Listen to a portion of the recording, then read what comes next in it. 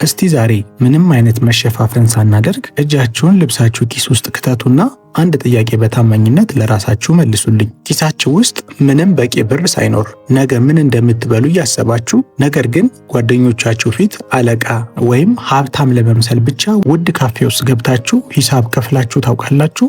የሰው ልጅ ማግባት ያለበት አቅሙ በሚፈቅደው መጠን ሆኖ ሳለ ሰዎች ዋው ደግሷ በላን ምርጥ ሰርግ ነው እንዲሉላችሁ ብቻ ለ3 ሰዓት የቪዲዮና የፎቶ ትዝታ ብላችሁ ከባንክና ከሰው በወለድ ብር ተበድራችሁ ሰርግ አድርጋችሁ ታውቃላችሁ? ያገባችሁትን የትዳር አጋር የሰውን አፍ ለመዝጋት በገባችሁበት ከባድ ዕዳ ምክንያት ማሳለፍ የነበረባችሁ አስደሳች የጫጉላ ጊዜያት ወደ ጭንቀት፣ ወደ ንትርክና ወደ ጸብ ተቀይሮባችሁ ሳያውቅም? ሰላም ውድ ቤተሰቦች፣ ዛሬ በሊዮ ቼንጅ የምንነጋገረው እጅግ በጣም አነጋጋሪ ብዙዎቻችንን እያደማን ስላለው ነገር ግን በአደባባይ አውጥተን ለመነጋገር ስለሚከብደን አደገኛ ጉዳይ ነው። ማህበረሰባችን ውስጥ አንድ ልክ እንደ ካንሰር የሚበላ መርዛማ ባህል አለ። ይሄውም ይሉኝታና ለሰው ብሎ መኖር ይባላል። እውነቱን ልንገራችሁ፣ የኪሳችሁ አቅም ሳይፈቅድ ለሰው ለማሳየት ሾዊንግ ኦፍ ብላችሁ ስልክ የምትገዙ፣ አቅማችሁ የማይችለው ውድ ካፌ የምትቀመጡና ከሰው ተበድራችሁ ድግስ የምትደግሱ ከሆነ ይህ ቪዲዮ ለእናንተ ነው። ምክንያቱም ይህን አስመሳይነትና የውሸት ማንነት እስካላቆማችሁ ድረስ ምንም ያህል ብትሰሩ ለዘላለም ድሃ ሆናችሁ ነው የምትቀሩት። አብዛኛው ሰው ድሃ የሚሆነው ገቢው አነስተኛ ስለሆነ ሳይሆን አኗኗሩ የሰውን ዓይን ለማስደሰት የተሰራ ስለሆነ ነው። ዛሬ ይህንን የድህነት ሰንሰለት የምትበጥሱባቸውን፣ የፋይናንስ ነፃነት የምታገኙባቸውንና ዘላለም ድሃ እንዳትሆኑ ልታደርጓቸው የሚገቡ 10 ወሳኝ የገንዘብ ሕጎችን በጥልቀትና በዝርዝር አሳያችኋለሁ። ይህ ቪዲዮ አንዳንዶቻችሁን ሊያስከፋ ይችላል።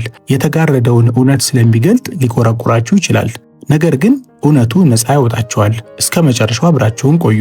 ወደ መፍትሄዎቹ ከመግባታችን በፊት እስኪ ወደ ራሳችን ሕይወትና ማህበረሰብ እንመልከት። 2 የልጅነት ጓደኛሞች ነበሩ።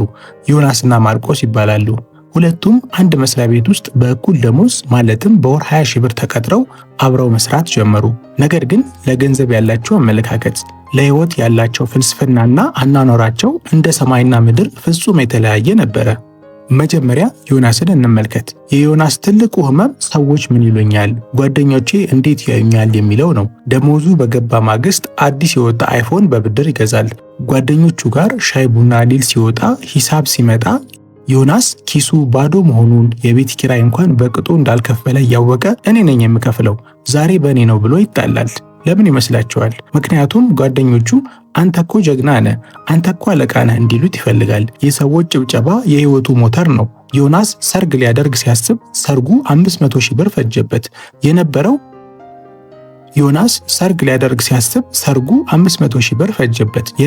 100 ሺህ ብር ብቻ ነው። ቀሪውን 400 ሺህ ብር ከሰውና ከባንክ ተበደረ። ሰርጉ ቀን ሁሉም ዘመድ ጓደኛና ጎረቤት መጣ፣ በላ፣ ጠጣ፣ ምርጥ ሰርግ ነው ብሎ ጨፈረ። ከሰርጉ ማግስት ግን እንግዶቹ ወደየቤታቸው ሲሄዱ ዮናስ ከሚስቱ ጋር ዕዳውን እያሰበ ጸብና ጭንቀትን ጀመረ። ዮናስ ዛሬም ድረስ ያንን 20 ሺህ ብር ደሞዙን የሚሰራውን የሰውን ዓይን ለማስደሰት ለገባበት ዕዳ መክፈያ ነው። ውጭ ሲታይ ሀብታምና የተሳካለት ይመስላል። ውስጡ ግን ባዶና በከፍተኛ ጭንቀት ውስጥ የተሞላ ነው። በሌላ በኩል ደግሞ ማርቆስ ፍጹም የተለየ ሰው ነው። ማርቆስ ሀብታም መሆን እንጂ ሀብታም መምሰል አልፈልግም የሚል ጠንካራ መርህ አለው። ማርቆስ የሚለብሰው ንጹሕና ቀለል ያለ አቅሙ የሚችለውን ልብስ ነው። ጓደኞቹ ውድ ካፌ ሄደው በመቶዎች የሚቆጠር ሂሳብ ሲከፋፈሉ ማርቆስ ሳያፍርና ምንም ሳይሸማቀቅ የዛሬው ከበጀቴ በላይ ነው፣ እኔ ማኪያቶ ብቻ ነው የምጠጣው ይላል። ዮናስና ጓደኞቹ ማርቆስን ቋጣሪ፣ ንፉግና ኋላ ቀር እያሉ ይስቁበት ነበር። ማርቆስ ሲያገባ የጠራው 50 በጣም የቅርብ ሰዎቹና ቤተሰቦቹን ብቻ ነው። ምንም ዕዳ ውስጥ አልገባም። ያጠራቀመውንም ብር ከሚስቱ ጋር ሆኖ ለወደፊት ሕይወታቸው መሰረት የሚሆን መሬት ገዛበት።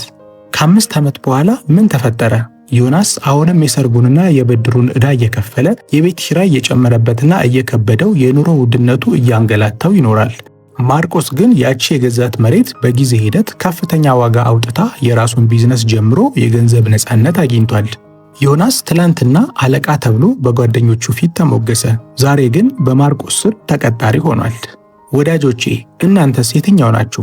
እንደ ዮናስ የሰውን እውቅና ቫሊዴሽን ለመግዛት ስትሉ የነገውን ብሩህ ሕይወታችሁንና ሰላማችሁን ዛሬ እየሸጣችሁ ነው? ወይስ እንደ ማርቆስ ዛሬ ቋጣሪ ተብላችሁ የሰዎችን ትችት ችላችሁ ነገ ሚሊዮነር ለመሆን ወስናችኋል? ከዚህ የድህነትና የይሉኝታ አዙሪት ወጥታችሁ የራሳችሁን ጽኑ የፋይናንስ መሰረት ለመገንባት አሁን በጥልቀት የምንመለከታቸውን 10 ተግባራዊ ህጎች ዛሬውኑ በህይወታችሁ ላይ ተግባራዊ ማድረግ ጀምሩ። በተለይ 9ኛውና 10ኛው በጣም ጠቃሚ ህጎች ስለሆኑ ቪዲዮውን እስከ መጨረሻው መከታተላችሁን አትርሱ። በዚህ ቻናል ላይ ሁሌም አስተማሪና ቁም ነገር አዘል ቪዲዮዎችን ይዤላችሁ ስለምመጣ ለቻናላችን አዲስ የሆናችሁ ሰብስክራይብ በማድረግ የደወል ምልክቱን በመጫን ቤተሰብ ሁኑ። እንዲሁም እንደናንተ አይነት ቅን ለሆኑ ሰዎች ይህ ቪዲዮ ይጠቅማል ብላችሁ ካሰባችሁ ቪዲዮውን ሼር አድርጉት። አሁን በቀጥታ ወደ 10 ተግባራዊ ህጎች እናልፋለን። ዘላለም ድሃ እንዳትሆኑ ልታደርጓቸው የሚገቡ 10 ተግባራት። አንደኛ፣ ይሉኝታንና ማህበራዊ ጫናን ከህይወታችሁ አውጡ። የመጀመሪያውና ከምንም በላይ ትልቁ ስራችሁ ማህበረሰቡ እናንተ ላይ የጫነውን የውሸት ማንነት ማራገፍ ነው። ድሃ የሚያደርጋችሁ ዋነኛው ጠላታችሁ ያነሳችሁ ደሞዝ ሳይሆን ይሉኝታ ነው። ሰው ምን ይለኛል፣ ዘመድ ምን ያስብብኛል፣ ጓደኞቼ ከነሱ እንዳነስኩ እንዳያስቡ በሚል ፍርሃት አቅማችሁ የማይፈቅደውን ነገር ስታደርጉ የራሳችሁን መቃብር ራሳችሁ እየቆፈራችሁ ነው። እውነታው ግን ማንም ሰው ስለናንተ ያን ያህል አይጨነቅም። ሁሉም የራሱን ኑሮ ለማሸነፍ በሩጫ ላይ ነው። ታዲያ ይህንን የይሉኝታ እስር ቤት እንዴት ሰብረነው እንውጣ? መፍትሄው የሚጀምረው ከራሳችሁ አንደበት ነው። ከዛሬ ጀምሮ አቅሜ አይፈቅድም ወይም ይህ ነገር በጀቴ ውስጥ የለም ማለትን ያለምንም ሀፍረትና መሸማቀቅ ተለማመዱ። አንድ እውነተኛ ጓደኛ አቅሜ አይደለም ስትሉት አይስቅባችሁም፣ ይልቁኑ ይረዳችኋል። ነገር ግን ይህን ስትሉ የሚስቅባችሁ ሰው ካለ እሱ ጓደኛ ሳይሆን የኪሳችሁ ጥገኛ ነው። ስለዚህ የራሳችሁን ህይወት በራሳችሁ አቅም ኑሩ እንጂ በሰው አይንና በሰው ሚዛን ውስጥ ለመኖር አትሞክሩ። ሁለተኛ፣ ለሰርግና ለድግስ ብላችሁ ዕዳ ውስጥ መግባትን አቁሙ። በሀገራችን ሰርግ ማለት የሁለት ሰዎች መዋደድና የአዲስ ህይወት ጅማሮ መግለጫ መሆኑ ቀርቶ ቤተሰብ ጉልበቱን የሚያሳይበት የፉክክር መድረክ ሆኗል። ጎረቤቴ ስላደረገው፣ የጓደኛዬ ሰርግ እንዲህ ስለነበር የኔም ከዛ ማነስ የለበትም በሚል የውድድር መንፈስ ውስጥ እንገባለን። ለ4 ሰዓት ጭፈራ፣ ለፎቶግራፍና ለሰው ሆድ ብላችሁ የ4 ዓመት ዕዳና የባንክ ወለድ ውስጥ መግባት እጅግ የከፋ የገንዘብ ድንቁርና ነው። ይህንን ትልቅ ስህተት ላለመድገምና ጤናማ ትዳር ለመመስረት ዛሬውኑ ልትወስዱት የሚገባ እርምጃ ግልጽ ነው። ልታገቡ ካሰባችሁ ሰርጋችሁን አስቡ። ኪሳችሁ ውስጥ የሚገኘው ብር ላይ ብቻ አስተካክሉ። ብራችሁ ለ50 ሰው የሚበቃ ከሆነ 50 ሰው ብቻ ጥሩ። ያላችሁ ብር ለ10 ሰው የሚበቃ ከሆነ 10 ቤተሰብ ብቻ ይዛችሁ ተጋቡ። ዘመድ አዘነ፣ ጓደኛ ታዘበም የሚለው ጉዳይ የእናንተ ራስ ምታት መሆን የለበትም። የትዳራችሁ መሰረት ፍቅር፣ መተሳሰብና ሰላም እንጂ ባንክ ቤት በየወሩ የሚከፈል የዕዳ ደረሰኝ መሆን የለበትም። ሶስተኛ፣ ካፌ ውስጥ እኔ ልክፈል የሚለውን በሽታ አቁሙ። ይህንን ሁላችንም እናውቀዋለን፣ ምናልባትም አድርገነዋል። 5 ወይም 6 ሆነን ሻይ ቡና ብለን ሂሳብ ሲመጣ ኪሳችን ውስጥ የትራንስፖርትና የነገ መዋያ ብር ብቻ እየቀረን ካልከፈልኩ ብለን ካስተናጋጁ ጋር እንጣላለን። ይህ ልግስና አይደለም። ይህ በሰው ዘንድ ከፍ ብሎ ለመታየትና እኔ በልጣለሁ ለማለት የምናደርገው ጥልቅ የሆነ የስነ ልቦና ችግር ነው። ይህ በሰው ዘንድ ከፍ ብሎ ለመታየትና እኔ በልጣለሁ ለማለት የምናደርገው ጥልቅ የሆነ የስነ ልቦና ችግር ነው። ይህንን የገንዘብ ማባከን ልማድን ለማቆምና እውነተኛ የፋይናንስ ዲሲፕሊን ለመገንባት ከጓደኞቻችሁ ጋር ያላችሁን የካፌ ባህል መቀየር አለባችሁ። ከጓደኞቻችሁ ጋር ስትወጡ ሂሳብ መከፋፈልን ባህል አድርጉት። እያንዳንዳችሁ የበላችሁትንና የጠጣችሁትን ክፈሉ።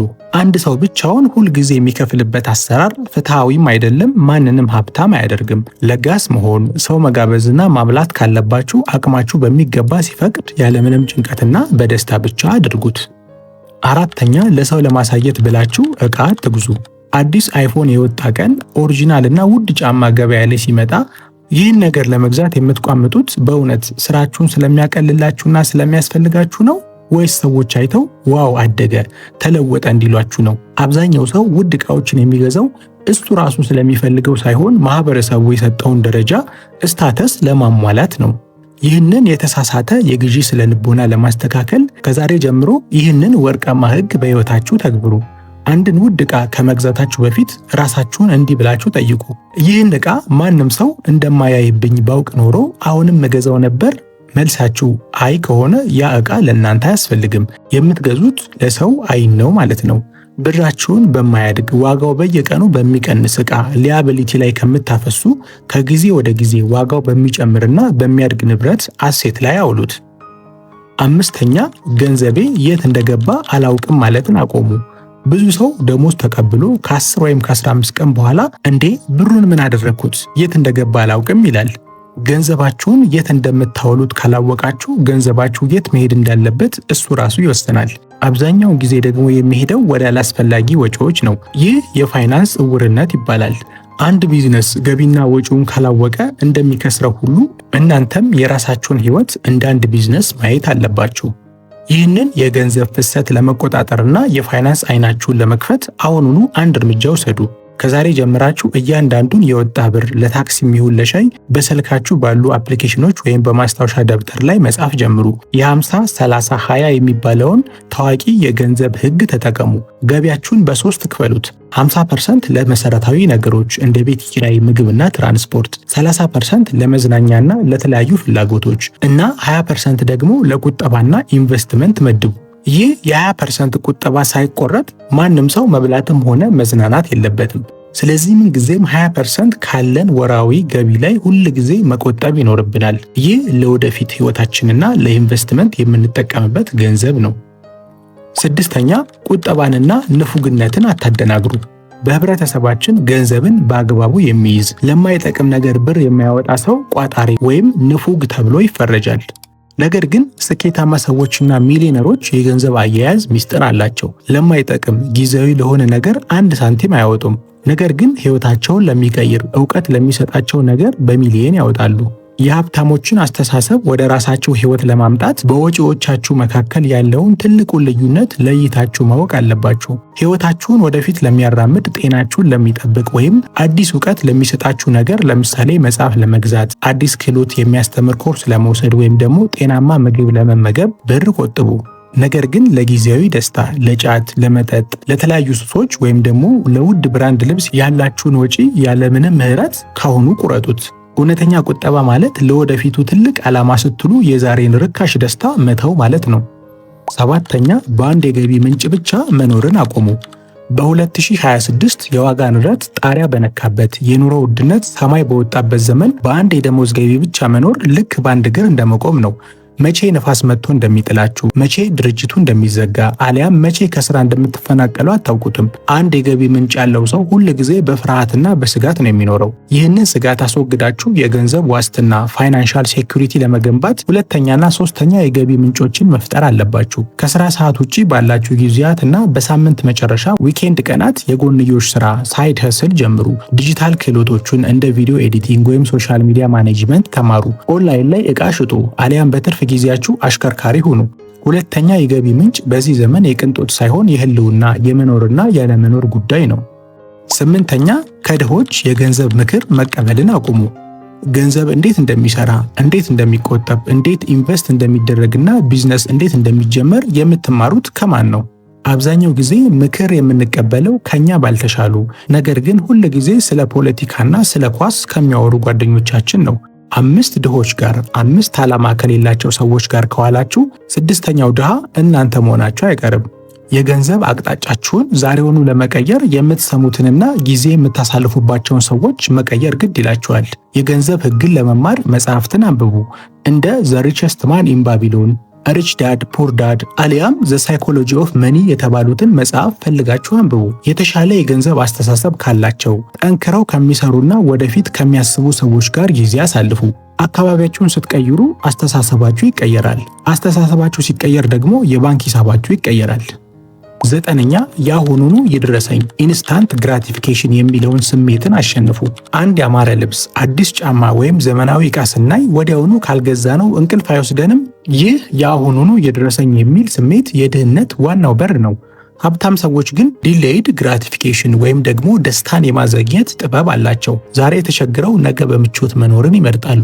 ይህንን ፈታኝ ስሜት ለማሸነፍና አእምሯችሁን ለማሰልጠን አንድ ቀላል ግን እጅግ ኃይለኛ የሆነ ዘዴ ተጠቀሙ። እርሱም የ48 ሰዓት ሕግ ይባላል። አንድ ውድ የሆነ ዕቃ መግዛት ስትፈልጉ ስሜታችሁ ጣሪያ ቢነካም ወዲያውኑ አትግዙት። ዕቃውን እዛው ተዉትና ለ48 ሰዓት ለ2 ቀን ወደ ቤታችሁ ተመለሳችሁ አስቡበት። ከ2 ቀን በኋላ ዕቃው በእርግጥም የሚያስፈልጋችሁና ችግራችሁን የሚፈታ ከሆነ ተመልሳችሁ ግዙት። አብዛኛው ጊዜ ግን ከ2 ቀን በኋላ ያ የመግዛትና የመጓጓት ስሜት ሙሉ በሙሉ ይጠፋል። ብራችሁም ከከንቱ ወጪ ይድናል ማለት ነው። 10ኛ በራሳችሁ ላይ መዋለ ንዋይ ማፍሰስ ኢንቨስት ማድረግ ጀምሩ። ከምንም ነገር በላይ ትልቁ ውዱና ፈጽሞ የማይከስረው ንብረታችን ወይም አሴት አእምሯችን ነው። አእምሯችን ውስጥ የከተታችሁት እውቀት፣ ክህሎትና ጥበብ የትኛውም ሌባ ሊሰርቃችሁ አይችልም። የትኛውም መንግስት ግብር አይጥልበትም። ብዙዎቻችን ለልብሳችን፣ ለፀጉራችንና ለጫማዎቻችን በሺዎች የሚቆጠሩ ብር እናወጣለን። ነገር ግን ለአእምሯችን አንድ መጽሐፍ ለመግዛት እጃችን ይንቀጠቀጣል። የህይወታችሁን ጥራት ከፍ ለማድረግና ዘላለም ድሃ ላለመሆን የመጨረሻና ትልቁ እርምጃችሁ በራሳችሁ ላይ ኢንቨስት ማድረግ ነው። ቢያንስ በወር አንድ ጊዜ ከምትገዙት ጫማ ወይም ልብስ ቀንሳችሁ አእምሯችሁን የሚያሳድግ ነገር ግዙ። አዳዲስ የቢዝነስ ትሬኒንጎችን ውሰዱ። አዳዲስ ዲጂታል ክህሎቶች ሃይ ኢንካም ስኪልስ ተማሩ። አእምሯችሁን በእውቀት አበልጽጉ። እናንተ በግላችሁ ስታድጉ የምታመነጩት ሐሳብ ያድጋል። ሐሳባችሁ ሲያድግ ደግሞ ገቢያችሁም አብሮ ያድጋል። ወዳጆቼ፣ ማህበረሰባችን የፈጠረብን ጫና እጅግ ከባድ እንደሆነ አውቃለሁ። ይሉኝታን ሰብሮ መውጣት ድፍረት ይጠይቃል። ነገር ግን ዛሬ አንድ ከባድ ውሳኔ መወሰን አለባችሁ። የትኛው ይሻላል? ዛሬ ሰዎች ቋጣሪ፣ ንፉግ፣ ለራሱ የማያወጣ ብለው እየሰደቧችሁና እየተቿችሁ ከ5 ዓመት በኋላ የራሳችሁ ቤት፣ የራሳችሁ መኪናና የራሳችሁ ቢዝነስ ኖሯችሁ የፋይናንስ ነፃነት ማግኘት፣ ወይስ ዛሬ ካፌ ውስጥ፣ ሰርግ ላይና በማህበራዊ ሚዲያ አለቃ፣ ጀግና፣ ሀብታም እየተባላችሁ ተሞግሳችሁ ከ5 ዓመት በኋላ የቤት ኪራይ መክፈል አቅቷችሁ ለዕዳ ተዳርጋችሁ መለመን? ምርጫው በእጃችሁና በእናንተ ውሳኔ ላይ የተመሰረተ ነው። የውሸት ሀብታም ከመሆን እውነተኛ ባለጸጋ ለመሆን ዛሬውኑ ስራ ጀምሩ። እስቲ ዛሬ ደፋር የሆናችሁ እውነቱን ለመጋፈጥ ዝግጁ የሆናችሁ ሰዎች ኮሜንት ላይ እንነጋገር። በእኛ ባህል ውስጥ በጣም የሚያናድዳችሁ ሰውን እያደኸየና ወደኋላ እየጎተተ ያለው የይሉኝታ ባህል የትኛው ነው ብላችሁ ታስባላችሁ? ከአቅም በላይ የሆነ የሰርግ ድግስ ነው? የሐዘንና የለቅሶ ድንኳን ወጪ ነው? ወይስ ካፌ ውስጥ እኔ ልክፈል የሚለው የውሸት ሽሚያ ነው? አሁኑኑ ወደ ታች ውረዱና ሐሳባችሁን ኮሜንት ላይ ጻፉልኝ። ይህንን አውዳሚና ወደ ኋላ የሚያስቀረን ባህልን ሁላችንም ተባብረን ማጋለጥና መወያየት አለብን። እኔም እያንዳንዱን ኮሜንታችሁን እያነበብኩ አብሬያችሁ ሐሳቤን አካፍላችኋለሁ። ይህ ቪዲዮ ልባችሁን ከነካው፣ እውነታውን ካሳያችሁና አዲስ መነቃቃት ከፈጠረባችሁ ቪዲዮ ላይክ ማድረጋችሁን አትርሱ። ላይክ ማድረጋችሁ ቪዲዮ ለብዙ ወንድም እህቶቻችን እንዲደርስ ያደርጋል። ይህንን ቪዲዮ ሁል ጊዜ ካፌ ውስጥ እኔ ካልከፈልኩ ለሚለው ወይም ለሰርግና ለድግስ ብሎ ዕዳ ውስጥ ለገባ አሊያም በይሉኝታ ሰለባ ለሆነ ጓደኛችሁ ሼር በማድረግ ከድህነት አድኑት። እንደዚህ አይነት ህይወትን የሚቀይሩ የገንዘብ አያያዝን፣ ስለ ልቦናንና የህይወት ክህሎትን በጥልቀት የሚያስተምሩ ተጨማሪ ቪዲዮዎችን በየጊዜው ለማግኘት የሊዮ ቼንጅ ቤተሰብ ይሁኑ። አሁኑኑ ሰብስክራይብ አድርጉ፣ እንዲሁም የደወል ምልክቷን ተጫኗት። ሁል ጊዜ እኔ ቪዲዮ ስለቅ እናንተ ጋር እንዲደርስ ያደርግላችኋል። የሰውን አፍ ትታችሁ የራሳችሁን ኪስ አዳምጡ፣ የራሳችሁን ህይወት ኑሩ። በቀጣይ ቪዲዮ ደግሞ በ2026 በዶላር ገንዘብ መስራት የምትችሉባቸውን 7 ከፍተኛ ክፍያ ያላቸው የዲጂታል ክህሎቶችን ማወቅና እንዴት እነሱ ላይ ስራ መስራት መጀመር እንዳለባችሁ መረዳት ከፈለጋችሁ በቀጣይ ያለውን ቪዲዮ ይህንን ተመልከቱ። ይህንን ቪዲዮ ተመልከታችሁ ብዙ ቁም ነገር ታገኙበታላችሁ። በሚቀጥለው አበረታችና አስተማሪ ቪዲዮ እስክንገናኝ ድረስ በጥበብ እደጉ። ቸር ሰንብቱልኝ።